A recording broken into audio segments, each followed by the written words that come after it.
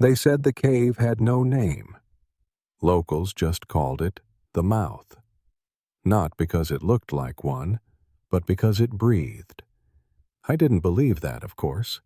I'm a geologist. Rational, grounded. I'd spent years studying tectonics, seismic activity, and underground gas vents.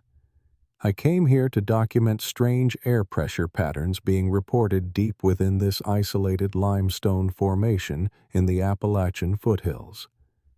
I arrived late afternoon. The air was still, too still. My gear, sensors, oxygen tanks, pressure meters, a GoPro rig, was heavy on my back. A local park ranger named Tessa guided me halfway up the ridge. She didn't speak much, but as we neared the entrance, she slowed down. "You really gonna go in there alone?" she asked, eyes fixed on the black hole in the rocks ahead. "I've been in worse," I said, attempting a smile. She didn't smile back. "People don't come out the same, if they come out at all." I chalked that up to local superstition, but as I stepped inside the yawning crevice, I did feel something wrong. It wasn't just dark. It was deep. Not depth in the physical sense, but something older, like I was trespassing in a place meant to stay hidden. Every few minutes, I paused to mark my path with neon tags and record ambient pressure readings. But as I descended deeper into the belly of the earth, my instruments began glitching. Spikes, then drops, then total silence. Then came the sound. A slow, steady inhale. Then, exhale. I stopped moving. My headlamp flickered as if reacting to some electromagnetic interference.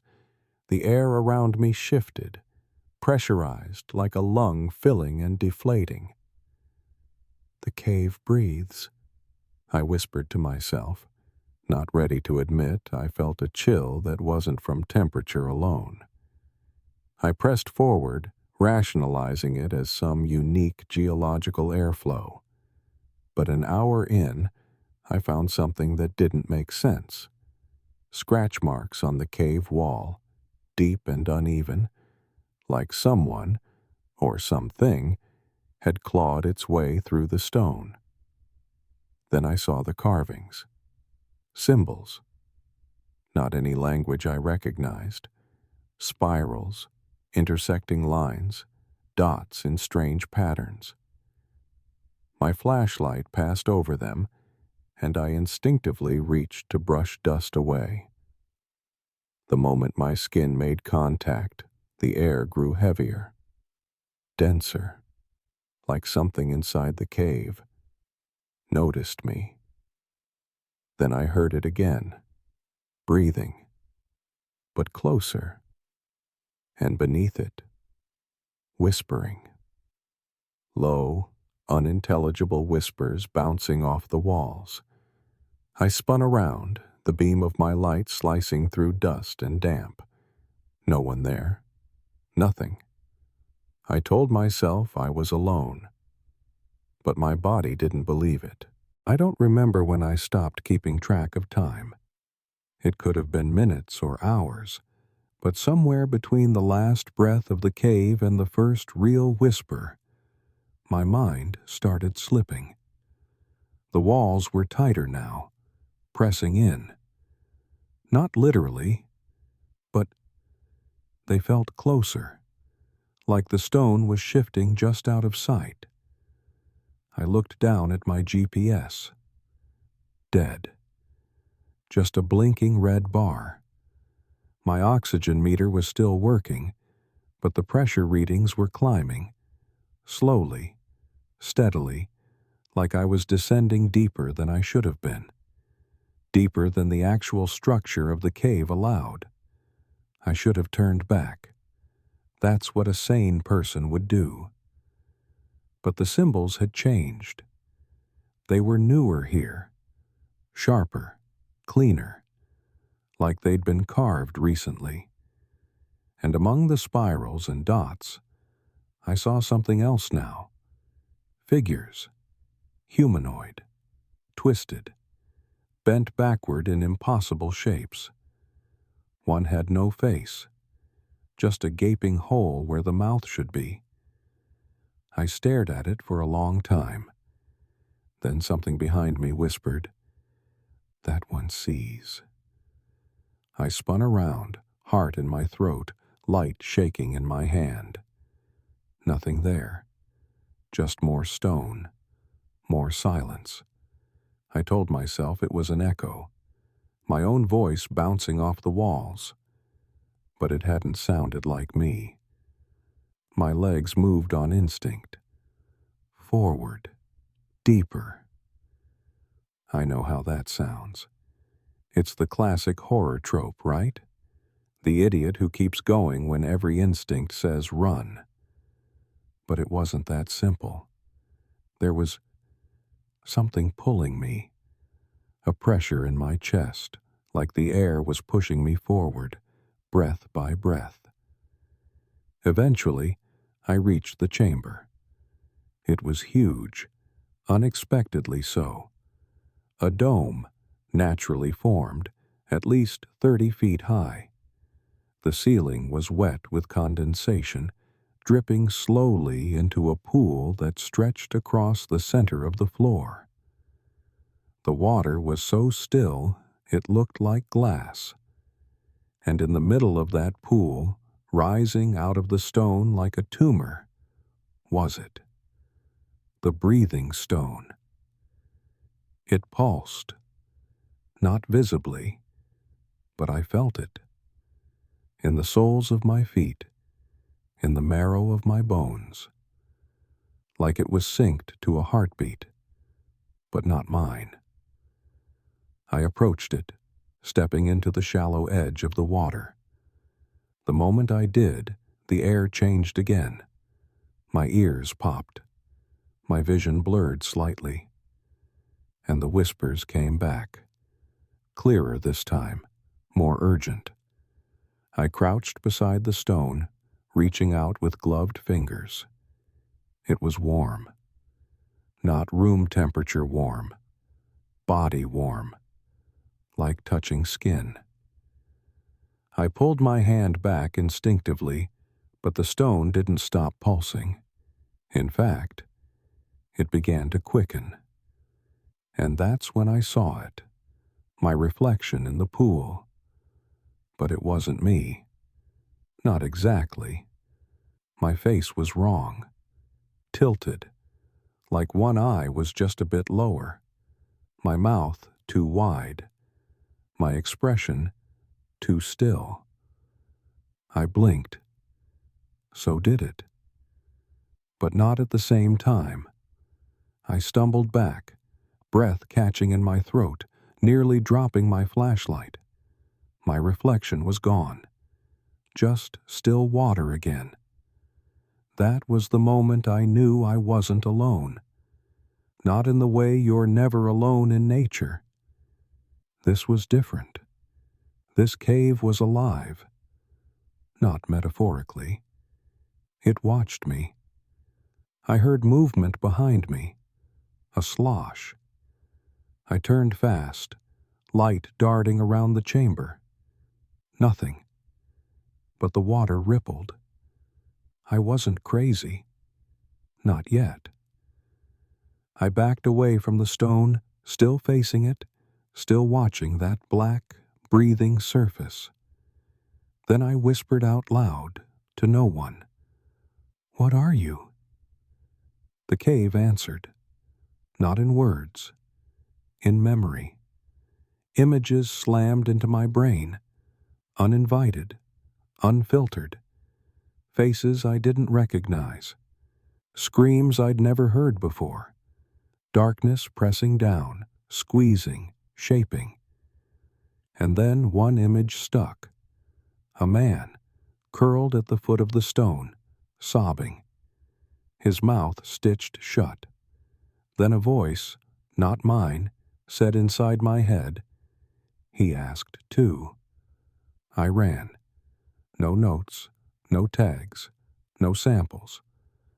I ran through the tunnels like a lunatic, banging into walls, scraping my arms, tripping over rocks I couldn't see. But no matter how far I went, the breathing didn't fade. It followed. Inhale, exhale. The cave was alive, and it remembered every person who had ever asked it questions. And now, I was one of them. I didn't stop running until my lungs were burning and my legs gave out. Somewhere along the way, my flashlight had flickered and died, leaving me in total blackness. Not the kind of dark you get above ground. This was a thick darkness, a living thing. It swallowed everything. Light, sound, sense of direction. Even my thoughts felt quieter down here, like they were being muffled. I laid there on the cold, wet stone, gasping. That's when I realized I couldn't hear myself breathe. Panic gripped me hard and fast. I slapped at my mask. Oxygen was still flowing. I pressed 2 fingers to my throat, pulse, fast, pounding. So I was breathing. I just couldn't hear it anymore. I sat up slowly, blinking into the void, and something shifted deep inside my chest. Not physically, but in that quiet, primal place that knows when something is wrong. That sense we learn to ignore as adults. I wish I hadn't. Because right then, I felt it again. The breathing. But this time, it was inside me. It didn't match my own rhythm. It was slower, heavier, as if something else had latched on, hitchhiked inside my body. I tried to speak. Just a whisper. Just, hello? But what came out wasn't my voice. It was close, almost perfect. But the inflection was off, like someone impersonating me with just a bit too much space between syllables. I clamped a hand over my mouth. That was when the hallucinations began. The walls started glowing faintly, just enough to make out their texture. They pulsed with that same breath, veins of faint light running like capillaries through the stone. I could see again, but I almost wished I couldn't, because ahead of me stood myself. He was silhouetted at first. Then he stepped forward, one slow foot at a time. The same helmet, the same mask, even the same cracked watch band on his wrist. He tilted his head at me, bird-like, and then he spoke. "You left me behind," he said in my voice. I backed away. "You're not real," I whispered. "You're just in my head." "Where do you think you are, Daniel?" he asked. "Where do you think this cave is?" My hands were shaking. "I need to get out. I need to—" "Get out," he interrupted. "There is no out. You were chosen. You touched the stone." And suddenly I remembered. The warmth, that heartbeat, that wrong reflection. I never should have touched it. He stepped closer. "You're changing. Every breath, every thought. You think you're still real. But that's the lie. That's the price." I turned and ran. Again. The glowing faded behind me, swallowed up like a dream, and I found myself crawling through tighter and tighter spaces. The tunnels didn't match my map anymore. Left turned into right, up into down. I screamed once, It sounded like someone else's voice echoing back at me. That's when I collapsed, too exhausted to move. In the dark, I reached into my jacket pocket and felt something I hadn't put there. A stone. Smooth. Warm. Breathing, ever so faintly. My stomach turned. I threw it as far as I could into the dark. It landed with a splash. But the moment it hit the water, the breathing stopped. The silence that followed was worse, because I realized something horrifying. It wasn't the cave that had been breathing. It was me. I didn't sleep. You can't sleep when you don't know if your body still belongs to you. Instead, I lay there in the silence, eyes wide in the dark, counting the seconds between heartbeats, just to remind myself I was still alive. Eventually, I moved again, inching forward on hands and knees through a tunnel that seemed to go nowhere and everywhere all at once. Every surface was slick with condensation. Every breath tasted like minerals and rust. Then I found the carvings. The tunnel opened into a narrow chamber, not natural. This space had been made. The walls were smoother, scraped into shape by hand, maybe centuries ago. Faint carvings circled the room, spirals, eyes, symbols I didn't recognize. But some were unmistakable.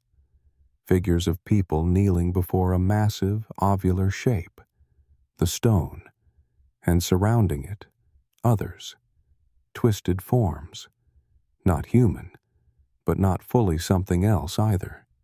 Elongated limbs, mouths open in soundless screams. Beneath them, a line of symbols I couldn't translate, but I didn't need to. I understood the message in my bones. Worship, sacrifice, transformation. I stumbled back, heart pounding. This wasn't just a cave. It was a shrine, a prison, a womb. Suddenly, the air shifted. I turned, expecting another hallucination, another version of myself. But this time, it wasn't me. It was Riley. Her suit was torn in places, her face streaked with dirt and blood, but her eyes were wide, alert, alive.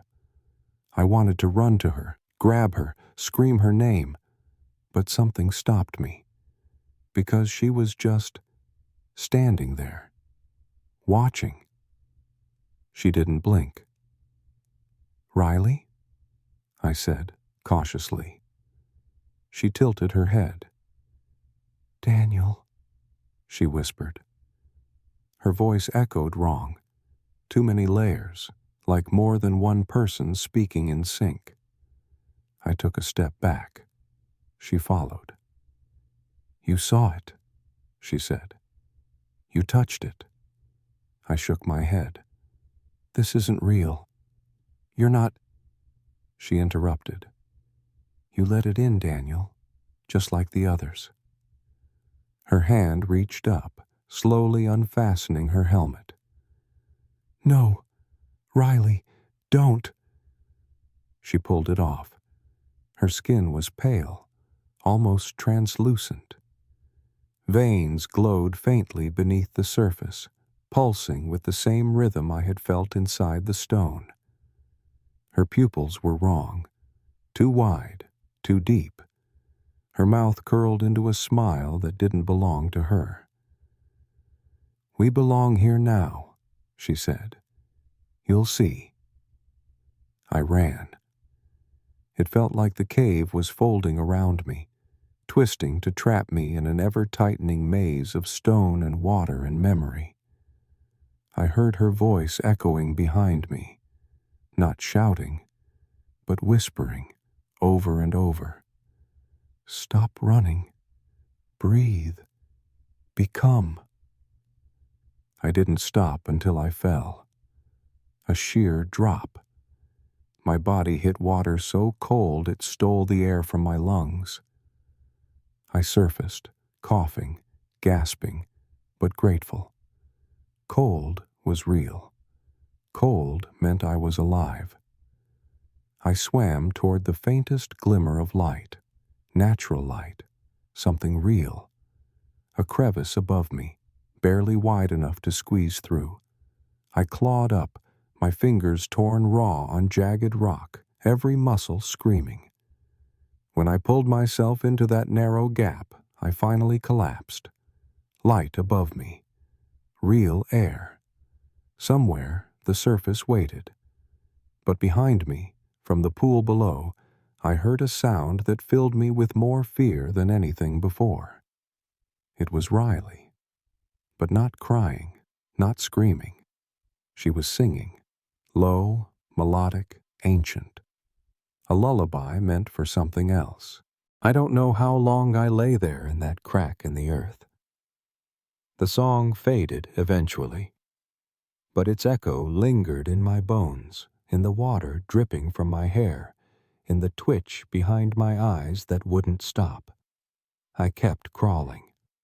The cave narrowed and twisted, forcing me to drag myself forward inch by painful inch. Every rock scraped skin from my arms, but I didn't care. There was only one thought that mattered now. Get out. Then I saw the bodies. 3 of them, stacked in a side alcove like discarded dolls.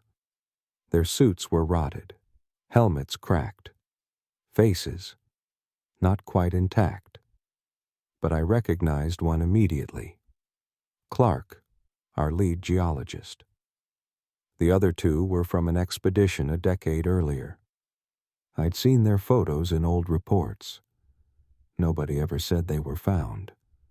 They weren't. Not really. I moved past them, swallowing bile, trying not to imagine what had killed them, or what they had become. One of them had something clutched in their hand, a flare gun, rusted, but intact. I took it. Even if it didn't work, the weight of it was comforting, like a lifeline back to the surface. Eventually, the tunnel widened again into a massive hollow chamber. Stalactites hung like fangs from the ceiling, and in the center was a shallow pool of black water. The surface didn't ripple. It breathed. That's when I realized this wasn't a pool. It was another stone, bigger, throbbing gently with a rhythm I now knew by heart. My breath caught. Something shifted in the reflection. Not Riley, not me. Something older, something watching. Then I heard it. Not a voice, not quite. More like a feeling pressed into my skull. You could stay. You've already changed. They all did. So will you. I clutched the flare gun tighter. No, I said aloud. I'm not part of this. But the chamber answered back, with a whisper from all sides, from nowhere and everywhere at once. You already are. The stone pulsed, and the water began to rise. Not like a tide, like it was reaching for me. I turned and ran. But the tunnels were different now. They shifted when I blinked. Familiar paths twisted, reversed. The map in my head no longer applied. The cave was rewriting itself, and it wanted me to stay. At some point, I slipped and fell hard, knocking the wind out of me. The flare gun skittered out of reach. That's when I saw her again. Riley, standing over me, or the thing wearing Riley's face. Only now, she wasn't smiling. She looked sad. I tried to fight it too, she whispered. It doesn't matter. It always wins. I reached for the flare gun. "You don't have to let it win," I said. She crouched beside me. Her face twitched, like something beneath the skin was struggling to get out. "I'm tired," she said. "And so are you." She reached for me. I fired. The flare shot up with a burst of red light, blinding in the darkness. Riley screamed, not in pain, but in anger. The light burned her, or maybe just revealed the truth beneath her skin. For a moment, she shimmered, distorted, and then she vanished. I didn't wait. I ran again, the flare's glow bouncing wildly across the stone. Somewhere ahead, I saw light. Real light. A narrow shaft leading straight up. The exit. The surface. I didn't hesitate. I climbed, scraping every inch of myself raw on the jagged rocks. But I didn't stop. Not this time. And when I pulled myself up through that final hole into the pale light of dawn, I collapsed, bleeding, crying, laughing. I had made it, or at least I thought I had. They found me 2 days later. A search and rescue team, responding to the final SOS our base had managed to send before everything went dark. They said I looked like I'd been crawling through the mountains for a week, malnourished, dehydrated, half delirious. I told them the truth, not all of it. Not the part about the singing stones, or Riley's empty eyes, or the cave that changed itself around me. I told them there'd been a collapse, that we got separated, that I'd barely escaped. They nodded, took notes. They didn't believe me. Who would? The bodies of the others were never found, not even Riley's, as if the cave swallowed them whole, as if it didn't want to leave evidence. They shut the expedition down after that. Too dangerous, they said. Unstable geology. A tragedy. They flew me home, gave me therapy, medication, mandatory leave. I tried to live a normal life again, but I couldn't. Every night I hear the hum, low and steady, like a memory trying to crawl back through my ears. Sometimes, when I turn out the lights, I see the pulse again. That faint red glow, like something breathing beneath my bedroom floor. And sometimes, in the mirror, I see Riley standing behind me, watching, not moving, just waiting. I keep the flare gun by my bed now. It's old, corroded, hasn't worked since the cave, but holding it makes me feel like I still have a choice. Some nights, I dream I never left, that I'm still crawling through those tunnels, still running, still being shaped into something the cave wants. And maybe that's the truth. Maybe I never escaped. Maybe this is the dream. The letter came yesterday. No return address. Just a folded note inside. You're breathing in its rhythm now. It knows your name. It always did. My hands shook as I read it. Then I laughed. Not because it was funny, but because part of me already knew. The cave wasn't a place. Not really. It was a threshold. A place where the mind and the unknown blur, where fear takes form and becomes something you can touch, something that touches back. And once you pass through it, you don't get to go back to who you were. You don't get to leave, because the cave isn't behind you. It's inside you now.